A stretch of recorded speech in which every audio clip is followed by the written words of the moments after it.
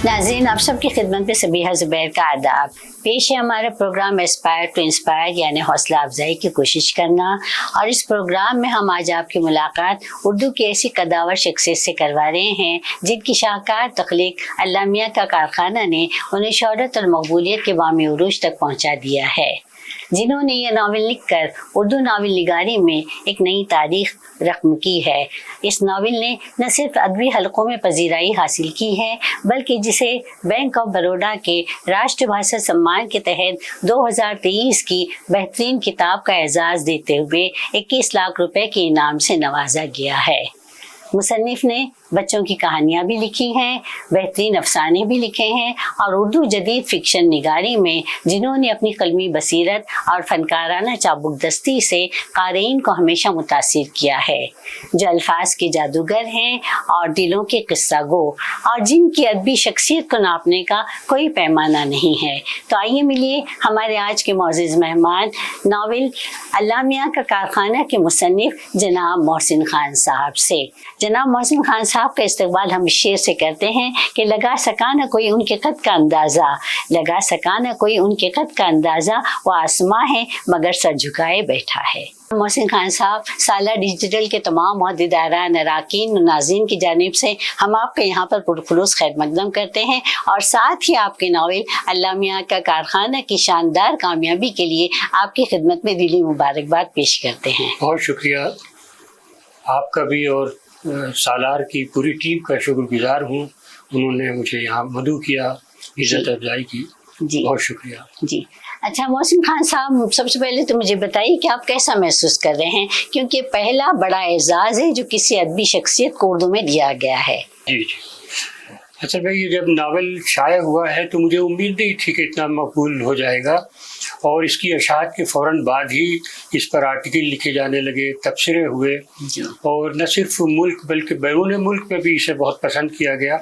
इस पर मकाले लिखे जाने लगे, यूनिवर्सिटी में, कई यूनिवर्सिटीज़ में मकाले लिखे गए हैं। तो मुझे निहायत खुशी इस बात की थी कि लोगों ने पसंद किया जी। और अवार्ड मिला तो जाहिर है उसकी अपनी खुशी है, लेकिन एक कारी जो आपको अवार्ड देता है वो तमाम अवार्ड से बड़ा अवार्ड होता है। जी हाँ। अच्छा मोहसिन खान साहब, ये बताइए कि अल्लाह मियां का कारखाना लिखने की तहरीक आपको कहाँ से मिली? देखिए, किसी भी तख्लीक के मुहर्रिक तो उसके किरदार ही हुआ करते हैं, और ये जो वाक़यात इसमें बयान किए गए हैं नावल में और जो इसके किरदार हैं वो सब बहुत पहले हमारे कुछ बचपन के, कुछ लड़कपन के और बात के देखे हुए हैं। कुछ ऐसे किरदार हैं जो हकीकी किरदार हैं जिनके साथ जाहिर है कि हमारा उठना बैठना रहा। मैंने बचपन में उन्हें देखा, मैं मदरसे में भी मैंने तालीम हासिल की, दीनी तालीम, तो जो उसके हाफिज जी हैं किरदार, उनको करीब से देखा जी। और भी जो दूसरे किरदार हैं, कुछ तो मफरूज़ा किरदार हैं और कुछ हकीकी किरदार हैं जी। तो ये सब हमारे जहन में, हमारे लाशऊर में महफूज थे। किसी भी मुसन्निफ के जहन में वो सब तमाम वाक़यात और किरदार जो वो देखता है महफूज हो जाते हैं जी। और उसी तरह जैसे कि एक बीज ज़मीन में महफूज हो जाता है और बारिश होती है, फिर अफवाह फूटता है और फिर दरख्त कलता है, फल आते हैं, इसी तरह कोई लम्हा आता है जब वो पुरानी चीज़ें जो देखी हैं, जो जिन किरदारों को आपने देखा है या जिस माहौल को आपने देखा था, वो एक तख्लीक का रूप अख्तियार कर लेते। तो जब ये कोरोना का ज़माना आया तो उस ज़माने में वक्त बहुत था, घड़ी पे थे, तो जी चाहा कि कुछ लिखे, तो लिखना शुरू किया और इत्तेफाक से वो 2-2, 4-4 सफ़े रोज़ लिखता रहा और एक नावल की शक्ल उसने अख्तियार कर ली। इससे पहले मैंने नावल नहीं लिखा था, ड्रामे, कहानियाँ और बच्चों की चीज़ें लिखता रहा हूँ, तो ये नावल की शक्ल अख्तियार कर ली और मुझे नहीं उम्मीद थी कि ये नावल इस कदर पसंद किया जाएगा, ज़्यादा मकबूल होगा। जी हाँ, आपने सोचा भी नहीं था शायद, क्योंकि पहला नावल था और मुझे इतना कॉन्फिडेंस भी नहीं था कि मैं नावल लिख सकता हूँ। ये इत्तेफाक है, एक लाशऊरी तौर पर हमसे एक तख्लीक हो गई, लिख गया नावल। हाँ जी हाँ। तो अच्छा मोहसिन साहब, इस नावल के किरदारों के हवाले से कुछ वाक़यात बयान कीजिए। دیکھیے ناول میں کچھ کئی کردار ہیں. جی ہاں, کئی کردار ہیں. میں نے بتایا نا جو حافظ جی ہیں, جی ہاں, تو انہیں تو میں نے قریب سے دیکھا, لیکن ظاہر ہے کہ وہ جو ہمارے ناول کے حافظ جی ہیں وہ اور جو مجھے مدرسے میں پڑھایا, دونوں میں فرق ہے. تھوڑا بہت ظاہر ہے کہ جو مار پیٹ کا ذکر ہے, مارتے تھے حافظ جی چھڑی سے بچوں کو, تو سبھی مدرسوں میں اسی طرح کا ماحول ہوتا ہے. ہمارے حافظ جی بھی ایسے ہی تھے. یا جو جبران کے والد تھے وہ کردار بھی میرا دیکھا ہوا ہے. جو تبلیغی جماعت سے ایک صاحب وابستہ تھے اور جو گئے تھے جماعت میں گئے اور بچوں کو چھوڑ کے, بیوی کو چھوڑ کے چلے گئے, اور بعد میں ظاہر ہے اس طرح کے حالات نہیں پیش آئے جیسے کہ ہمارے ناول میں. ناول میں تو فیکٹ اور فکشن دونوں ہی ہوتا ہے.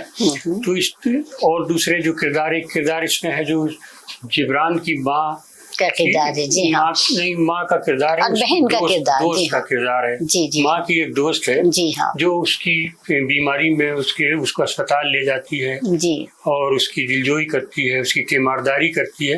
وہ بھی ایک کردار میں نے دیکھا ہے. جو ہمارے محلے میں تھوڑا مذہبی ماحول تھا, لوگ پردے میں اور خواتین رہتی تھی, لیکن وہ ایک خاتون تھی جو بغیر پردے کے نکلتی تھی, اور لوگ اعتراض کرتے تھے کہ پردہ نہیں کرتی, لیکن وہ محلے والوں کے کام آتی تھی دوسروں کے مقابلے.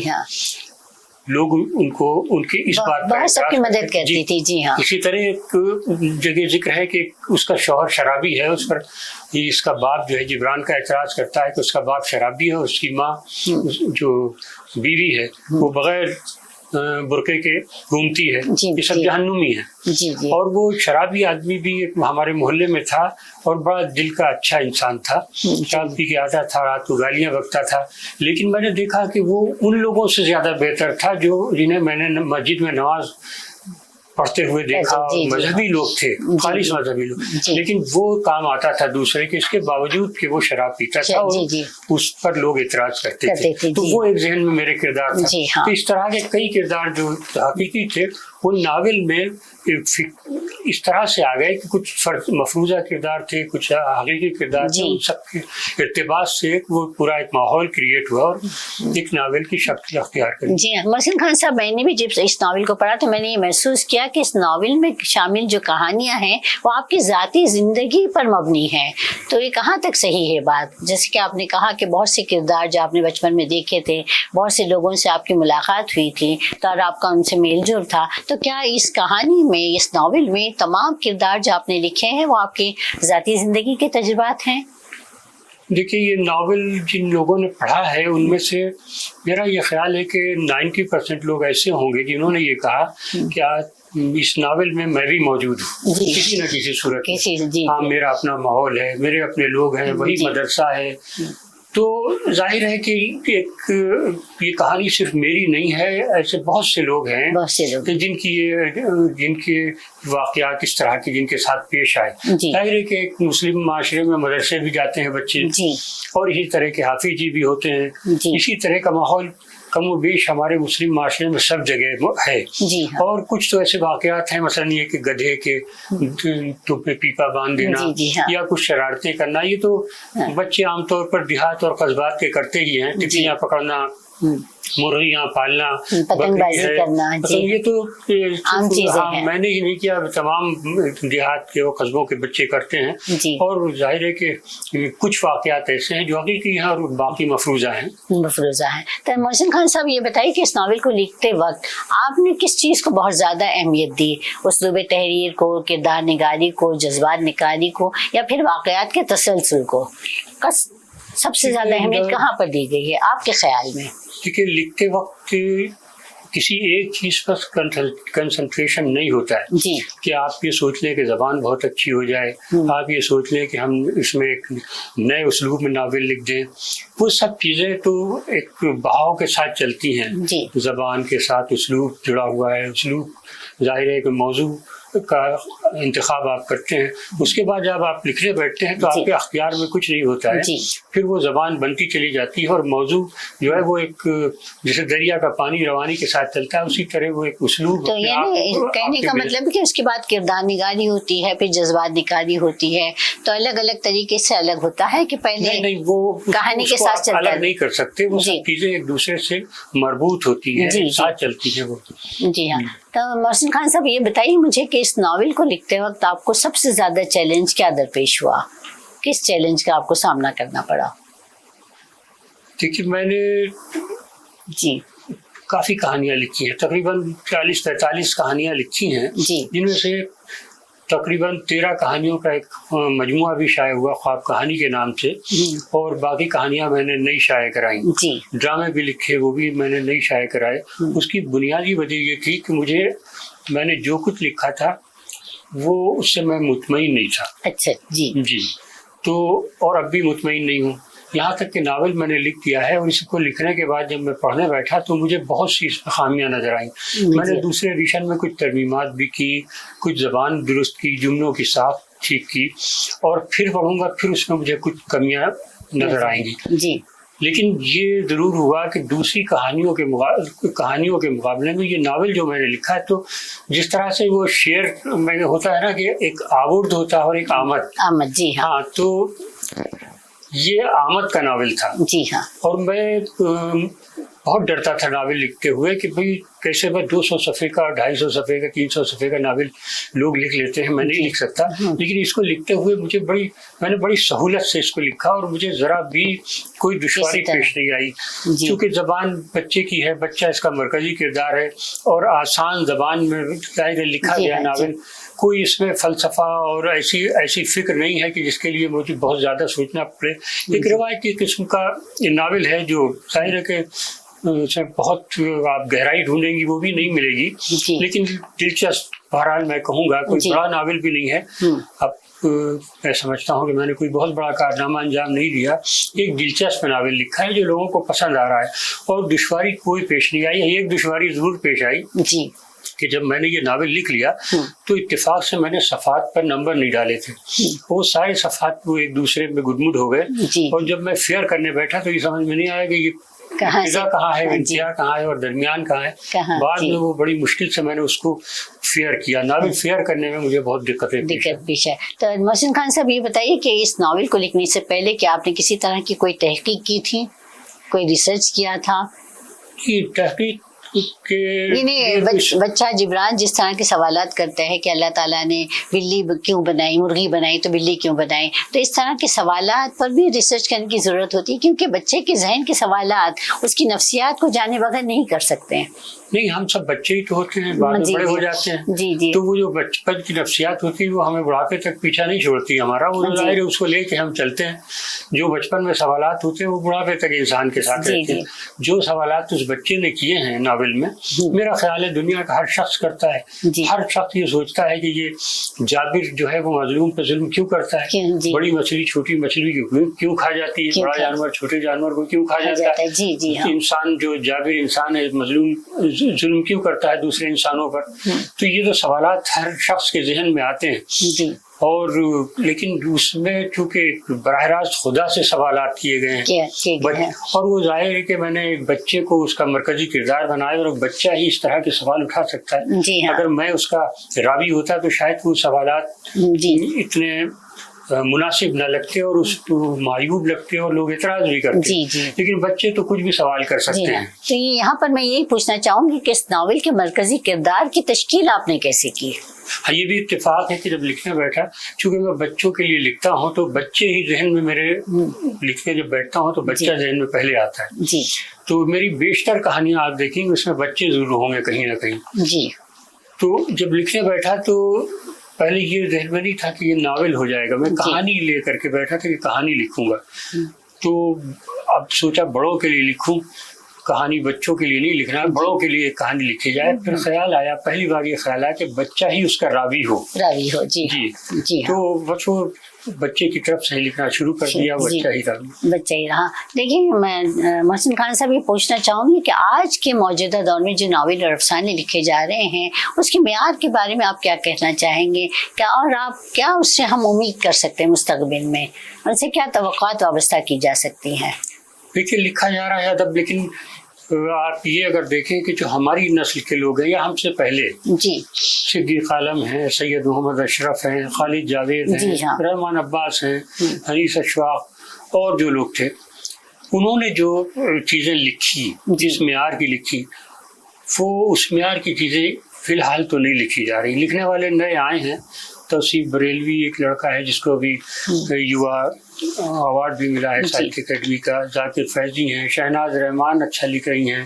حمیرہ عالیہ ہیں. اور سلمان عبدالصمد ہیں. اور کئی لکھنے والے اس وقت ذہن میں نام نہیں لکھا, اچھا لکھ رہے ہیں. لیکن اگر موازنہ کریں آپ ان کا ان لوگوں سے جن کا ذکر میں نے پہلے کیا ہے, ان کی تخلیقات سے, تو اس معیار کی چیزیں ابھی نہیں لکھی جا رہی. ممکن ہے مستقبل میں یہ لوگ بھی لکھیں, اور امید ہے لکھیں گے. جی ہاں, تو آپ کو توقع ہے کہ وہ اچھا لکھ سکتے ہیں؟ میری توقع سے تو اچھا نہیں لکھا جا سکتا, لیکن وہ کوشش کرے, ان کو کوشش کرنا چاہیے اور بار بار لکھنا چاہیے اور موازنہ کرنا چاہیے.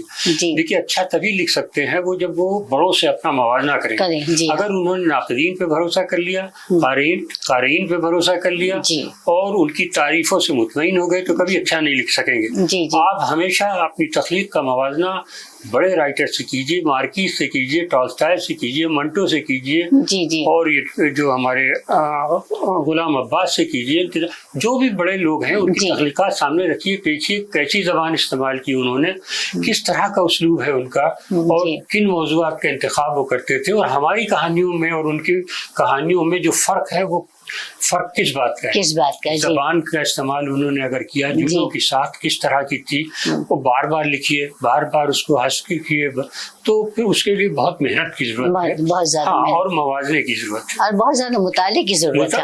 ہاں وہ ظاہر ہے مطالعے کی ضرورت ہے. تراجم کریں, مطالعہ کریں اور موازنہ کریں. موازنہ بہت بڑی چیز ہے. بہت زیادہ. تو محسن خان صاحب یہ بتائیے کہ آپ کے پسندیدہ مصنفین اور شاعر کون ہیں, اور آپ کی تحریر پر ان کا کیا اثر پڑا؟ کیونکہ آپ نے بہت کچھ لکھا ہے تو ظاہر ہے آپ نے کسی سے متاثر ہوئے ہوں گے آپ بھی.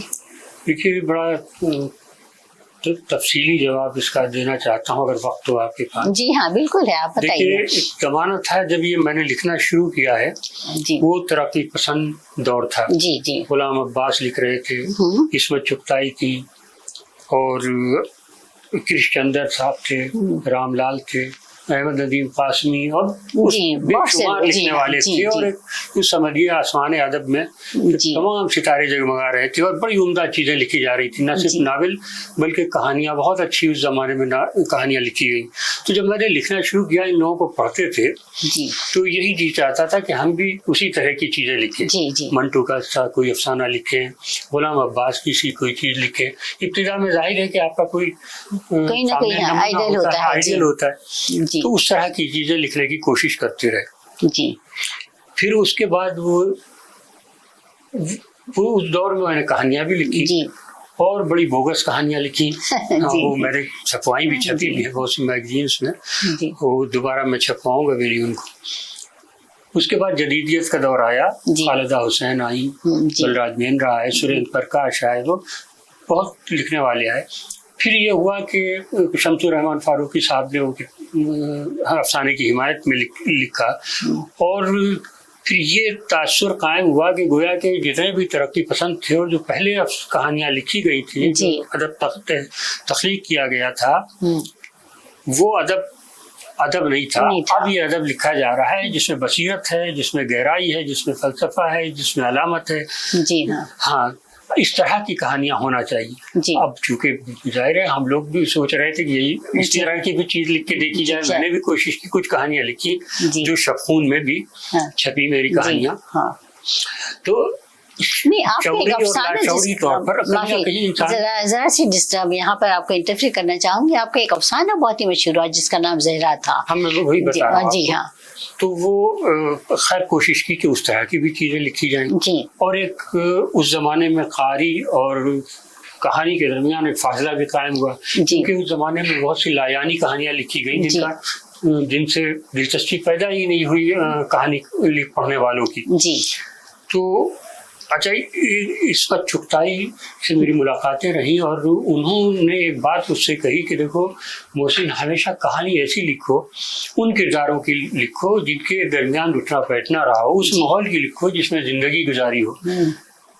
دور سے کسی ماحول کو دیکھ کے یا کردار کو دیکھ کے کوئی کہانی مت لکھو. تو اتفاق ہے کہ وہ میری جو کہانی سب سے زیادہ مشہور ہوئی وہ زہرا تھی، جو سوغات میں چھپی، محمود ریاض صاحب نے چھاپی، اور وہ اس کہانی کا ذکر انہوں نے ایڈیٹوریل میں بھی کیا، اور وہ کہانی میرے اپنے معاشرے کی تھی، اپنے ماحول کی تھی، ہمارے اپنے ملیح آباد کی کہانی تھی، وہ ایک لڑکی کی کہانی تھی۔ ہمارے وہاں کا ماحول ایسا ہے کہ لڑکیاں خوبصورت ہوتی ہیں، اچھی، لیکن تعلیم کم، اب تو تعلیم وہاں زیادہ ہو گئی ہے، آپ پڑھنے جانے لگی لڑکیاں۔ ایک زمانہ تھا جب تعلیم نہیں تھی زیادہ وہاں پر، تو اس وقت چپتائی نے مجھ سے کہا تھا کہ میں وہاں کی لڑکیوں پہ کہانی لکھو، تو وہ جو کہانی میں نے اپنے وہاں ماحول کی لکھی، اپنے معاشرے کی لکھی، اپنے قریب پہ دیکھے ہوئے کردار کی کہانی زہرا لکھی، تو وہ بہت پسند کی گئی اور بہت شہرت ملی مجھے اس کہانی سے۔ اور یہ ناول بھی ہمارے اپنے معاشرے کا تھا، اسی ماحول کا تھا جو میں نے دیکھا تھا، انہی کرداروں کی ناول ہے، وہی کردار موجود ہے اس میں جنہیں میں نے دیکھا تھا۔ تو دیکھیے، جب اپنے وہی اس ماحول کی آپ کہانی لکھتے ہیں جو آپ نے دیکھا ہوتا ہے، تو وہ کہانی حقیقی اور وہ زیادہ قریب ہوتی ہے قارئین کے، اور اسے زیادہ پسند کیا جاتا ہے۔ تو اتفاق ہے، اسی لیے شاید یہ ناول ہوا کہ میں نے اس میں جو واقعات بیان کیے اور جن کرداروں کو پینٹ کیا وہ سچے کردار تھے، ہاں ان میں ایک، اور وہ آپ کے سب دیکھے بھالے کردار تھے، کردار تھے۔ جی ہاں۔ تو اچھا یہ بتائیے کہ اس ناول کا عنوان آپ نے کیسے منتخب کیا، اللہ میاں کا کارخانہ؟ ناول میں نے لکھ لیا تھا اور کافی دن تک میری سمجھ میں نہیں آیا اس کا ناول کا عنوان کیا رکھوں، کئی عنوان سوچے، اپنے دوستوں سے بھی کہا کہ اس طرح کا ناول لکھا ہے، اس کا عنوان بتاؤ، مگر کسی کی سمجھ میں آیا۔ پھر مجھے خیال آیا کہ ہم سنا کرتے تھے اپنے بچپن میں کہ یہ دنیا جو ہے وہ اللہ میاں کا کارخانہ ہے، جی ہاں، تو خیال آیا کہ بھائی یہ دنیا کے معاملات میں نے ناول میں اٹھائے ہیں، یہ دنیا کے لوگ ہیں، یہ انسان تو ایک طرح سے مشین ہی ہے اللہ میاں کے بنائے ہوئے، یہاں روبوٹ کی طرح ہیں، تو کیوں نہ مشین بھی ہو سکتا ہے اللہ میاں کے کارخانے کے مزدور بھی ہم، ہاں مزدوری سمجھ لیجیے، روبوٹ سمجھ لیجیے، اور پرانی مشینیں ہیں کچھ چل رہی ہیں، ہاں زنگ خوردہ ہیں، بہرحال وہ اس کا نام اللہ میاں کا کارخانہ رکھ دیا جائے۔ جب اللہ میاں کا کارخانہ رکھ دیا تو ناول اللہ میاں کے نام عنوان کر دیا، پھر تو ظاہر ہے کہ وہ اللہ میاں سے شکایتیں تو تھی اس میں۔ جی ہاں، نہیں عنوان تو بڑا اچھا ہے، بعض لوگوں کو اس بات کا اعتراض ہے کہ یہ ناول کے عنوان کے لیے کچھ ٹھیک نہیں لگ رہا ہے، تو اس لیے میں نے پوچھ لیا۔ اعتراض نہیں کیا، لوگوں نے بہت پسند کیا، کچھ لوگ تھے جنہوں نے یہ کہا کہ اللہ میاں جو ہے وہ اس پر اعتراض کیا کہ اللہ میاں نہیں، اللہ تعالیٰ لفظ صحیح ہے یا خدا تعالیٰ، بچے تو اللہ میاں ہی کہتے ہیں، بچپن سے ہم لوگ کہتے آئے ہیں اور آج بھی کہا جاتا ہے اللہ میاں۔ تو تخاطب ہم جس سے محبت کرتے ہیں، قربت محسوس کرتے ہیں، ظاہر ہے جی اس کو پیار سے پکارتے ہیں۔ اچھا محسن خان صاحب جو ہے، بہت ہی ایک اہم سوال کہ اس ناول کے پیغام کو لوگوں تک پہنچانے کے لیے کیا آپ نے کسی طرح کی کوئی حکمت عملی اختیار کی تھی؟ نہیں، میں نے تو یہ سوچا ہی نہیں تھا کہ ناول کے ذریعے میں کوئی پیغام دے رہا ہوں، اور میرا یہ خیال ہے کہ لکھتے وقت کبھی یہ خیال آتا بھی نہیں ہے، پیغام دینا ہوتا تو میں ناول نہ لکھتا، کوئی آرٹیکل لکھتا۔ ہاں وہ تو ناول تو بہرحال اس میں پیغام ڈھونڈ لے لوگ، وہ الگ چیز ہے، لیکن میں نے شعوری کوشش نہیں کی کہ اس میں کوئی پیغام دیا جائے، جی لیکن ہو گیا وہ، جی ہاں، اس طرح سے قارئین سمجھے کہ اس میں کوئی پیغام موجود ہے کہ نہیں ہے۔ ایک بہت ہی اہم سوال محسن خان صاحب، ہمارے نئے لکھنے والوں کو آپ کیا پیغام دینا چاہیں گے؟ میں نے پیغام تو دیا بھی، آپ سے بتایا تھا کہ نئے لکھنے والوں کو چاہیے کہ وہ موازنہ کریں، محنت کریں، خوب لکھیں، اس کو بار بار دیکھیں، اور لکھنے کے بعد دیکھیے آج کل سب سے جو کمزور پہلو یہ ہے کہ ہم لکھتے ہیں اور فوراً اس کو شائع کرا دیتے ہیں یا سوشل میڈیا پہ ڈال دیتے ہیں، فیس بک پہ ڈال دیا، اور میں دیکھتا ہوں فیس بک پہ جو چیزیں پوسٹ کی جاتی ہیں، آپ 15 منٹ کی کوئی کہانی سوشل میڈیا پہ ڈالیے، جیسے ہی آپ ڈالیں گے دوسرے منٹ پہ اسے لائک کرنا لوگ شروع کر دیتے ہیں، اس کا مطلب یہ کہ انہوں نے پڑھا ہی نہیں ہے، تعریفیں کرنا شروع کر دیں گے، تو وہ جھوٹی تعریفیں ہوتی ہیں، اس کو وہ بھروسہ نہ کریں ان پر، اور خود موازنہ کریں، خود دیکھیں کہ کیا لکھ رہے ہیں، اور वो दूसरों से, दूसरी तख्लीकात से जी। मुवाजना करें, जी हाँ, तभी वो अच्छा लिख सकते सकेंगे। हैं, जी। जी जी। तो अच्छा, ये आखिरी सवाल मोहसिन खान साहब पूछना चाहूँगी कि उर्दू ज़बान और अदब के मुस्तकबिल के बारे में आप कहना क्या चाहते हैं, क्या राय है आपकी? भाई, मेरा जो ये नावल शाये हुआ है, आपको मैं बताऊं, मुझे खुद हैरत है कि इसके तकरीबन 6 एडिशन शाये हो चुके हैं और पहला एडिशन इसका तकरीबन 800 छपा था। ओह माशाल्लाह, जी। दूसरा एडिशन भी ऐसे ही छपा था। तो अब तक कम से कम इसके 2,500-3 हजार कॉपियां छप चुकी हैं और वो पहुंची हैं क़ारीन तक और पढ़ा गया ना। इसी तरह देखिए, हमारे दोस्त हैं खालिद जावेद, उन्होंने जो नावल उनका अभी आया है और सुबह भी अवार्ड मिला है, जैसे भी अवार्ड मिला है खालिद जावेद के नावल को, नेमत खाना को, वो भी खूब पढ़ा गया। और मेरा ख्याल है कि अच्छी चीज होती है तो वो पढ़ी जाती है और उर्दू में लिखी जाती है, लिखी जा रही चीजें पढ़ी जा रही हैं। यहाँ तक जबान का ताल्लुक है तो ये तो जबान के ये सिलसिले में शिकवा बहुत जमाने से हो रहा है और होता रहेगा। उसकी जिम्मेदारी कि उर्दू ज़बान खत्म हो चुकी है। जी हाँ, नहीं, जबान खत्म हो चुकी है बहरहाल, लेकिन बहुत पहले के मुकाबले में अब कम पढ़ा जा रहा है और हम सबकी कोशिश होनी चाहिए कि उसको फरोग दें, उसकी और उसके लिए कोशिश करें। जी हाँ, और लोग कर रहे हैं, कोशिशें कर रहे हैं। कुछ प्राइवेट इदारे भी हैं। जी हाँ, बॉम्बे में एक साहब हैं, मैं नाम भूल रहा हूँ, क्या नाम है उनका, सैयद साहब। जी हाँ, बड़ा अच्छा उनका इदारा चल रहा है और वो बड़ी कोशिशें कर रहे हैं। इस तरह के कई प्राइवेट इदारे हैं जो उर्दू के फरोग के लिए कोशिशें कर रहे हैं। फारूक सैयद साहब, जी हाँ, बहुत अच्छा इदारा है और बड़ा काम कर रहे हैं, किताबें भी छाप रहे हैं और प्रोग्राम करते हैं। उर्दू की तरवीज तरक्की की कोशिशें कर रहे हैं, अकेडमीज कर रही हैं, कौमी काउंसिल खूब कोशिश कर रही है, अच्छा काम कर रही है उसके लिए। और रेख्ता फाउंडेशन, जी हाँ, वो तो बहुत ही ज्यादा मकबूल हो रहा है। रेख्ता फाउंडेशन से और उससे काफी नौजवान जुड़े हुए हैं। जी हाँ, और गैर मुस्लिम भी उर्दू पढ़ने की कोशिश कर रहे हैं। जी हाँ, एक क्रेज पैदा हुआ है। और आप ये देखिए कि उर्दू शायरी की तरफ बड़ी रग़बत पैदा हुई मुस्लिमों में। और ये जो पुराने ये शोरा थे, चाहे वो गालिब हो, मीर हो, मोमिन हो, जिगर मुरादाबादी हो, उनको बराह रास्त अगर उर्दू में लोग नहीं पढ़ रहे हैं, हिंदी वाले, तो वो हिंदी में पब्लिशर्स उनको छाप रहे हैं रोमन में। ये रेख्ता भी छाप रहा है, राजकमल भी छाप रहे हैं और लोग उनको उर्दू में पढ़ने के लिए उर्दू भी सीख रहे हैं। हिंदी, जी हाँ, मैंने देखा हमारे वहाँ आपके खुद इस नावल का जो है हिंदी में और फारसी वगैरह में तर्जुमा हो चुका है। इसके तो कई जबानों में ट्रांसलेशन हुए हैं। कौन सी जबानों में हुआ है ये भी बता दीजिए। हिंदी में बहुत पढ़ा जा रहा है, तो बड़ा अच्छा रिस्पांस आ रहा है। हिंदी में काफी पढ़ा जा रहा है। जी हाँ, बल्कि हिंदी में इधर जो नावल जितने भी आए हैं, जी सबके नावल, रहमान अब्बास का नावल, अनीस अशफाक का नावल, जी, और ये सिद्दीक आलम का नावल भी आया है और कलकत्ता के नावल निगार हैं। जी कोई बात नहीं। हाँ जी हाँ, तो मोहसिन खान साहब ये बताइए कि मुस्तकबिल में आपके अदबी मंसूबे क्या हैं?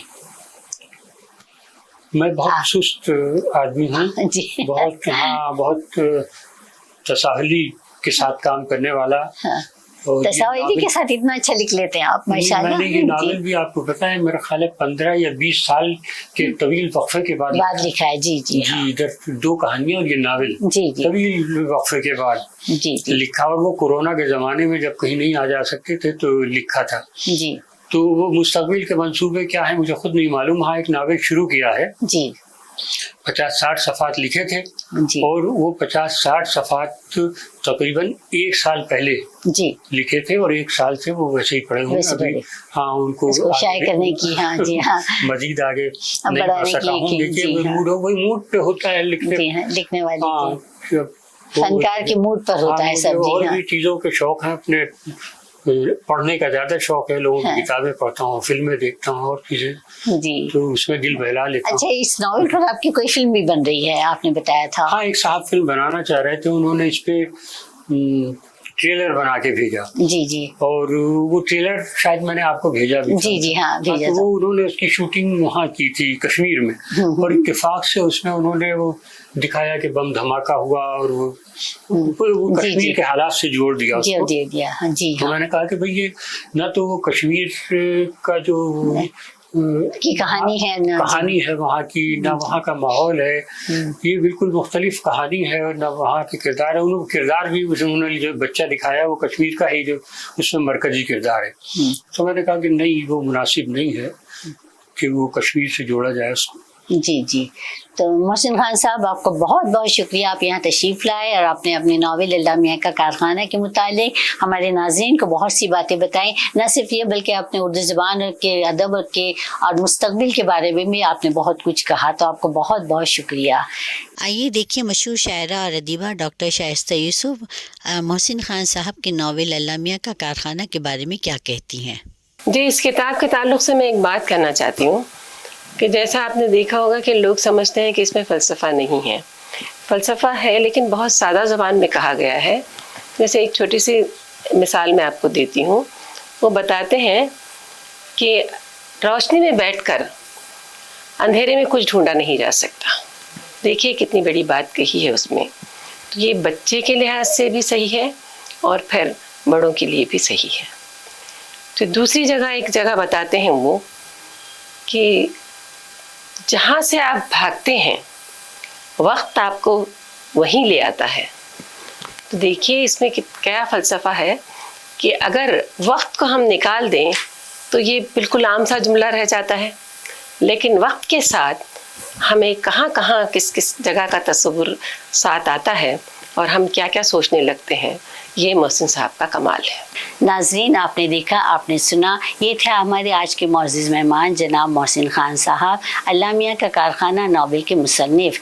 محسن خان صاحب نے انتہائی مہارت کے ساتھ ایک بچے کے ذریعے ہمیں ایک ایسی دنیا دکھائی ہے جس کے کردار، عادات، اطوار، رسم و رواج، مذہبی عقائد اور ایمانداری، بے ایمانی، سب کچھ اخلاقیات پر مبنی ہے. جب میں نے اس ناول کو پڑھا تو مجھے ایسا محسوس ہوا کہ یہ ہماری زندہ ثقافت ہے. اس ناول کی زبان بہت ہی سادہ اور مؤثر ہے اور اردو کا ایک عام قاری بھی اسے پڑھ سکتا ہے.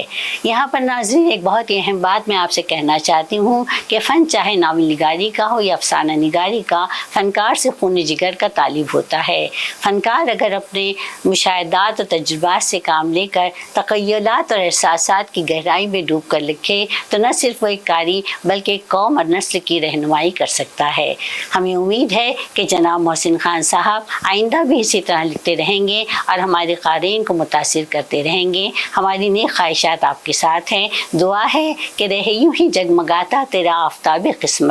یہاں پر آفتاب قسمت کی جگہ میں آفتاب قلم کہوں گی. رہے یوں ہی جگمگاتا تیرا آفتاب قلم، تیری روز صبح روشن کبھی شام تک نہ پہنچے. آئندہ ہم پھر ملیں گے چند اور نئی باتوں اور نئی شخصیتوں کے ساتھ. تب تک کے لیے سبیہ زبیر کو اجازت دیجیے. خوش رہیے اور اپنی ذات سے دوسروں کو خوش رکھنے کی کوشش کیجیے. بہت بہت شکریہ.